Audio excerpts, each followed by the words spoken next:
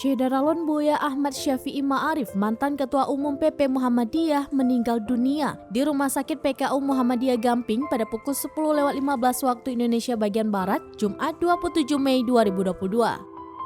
Dikabarkan informasi ini disebarkan oleh Ketua Umum PP Muhammadiyah Haidar Nasir. Dikutip dari Tribun Wiki, Profesor Dr. Haji Ahmad Syafi'i Ma'arif dikenal sebagai salah satu tokoh dan pemikir Islam di Indonesia. Buya Syafi'i lahir di Sumpur Kudus pada 31 Mei 1935. Ahmad Syafi'i Ma'arif menempuh pendidikan dasarnya di Sekolah Rakyat di Sumpur Kudus, lalu melanjutkan ke Madrasah Mu'alimin di Balai Tengah, Lintau, Sumatera Barat. Setelah itu Ahmad Syafi'i Ma'arif merantau ke Jawa dan melanjutkan pendidikannya di Madrasah Mu'alimin Muhammadiyah di Yogyakarta. Pasca lulus, Ahmad Syafi'i Ma'arif diharuskan mengabdi di pendidikan yang dikelola organisasi Muhammadiyah dan dikirim ke Lombok, Nusa Tenggara Timur selama 1 tahun.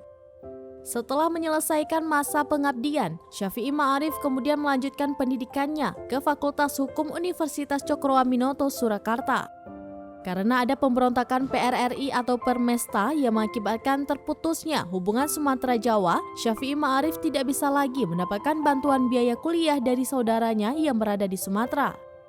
Ahmad Syafi'i Ma'arif pun memutuskan untuk berhenti kuliah.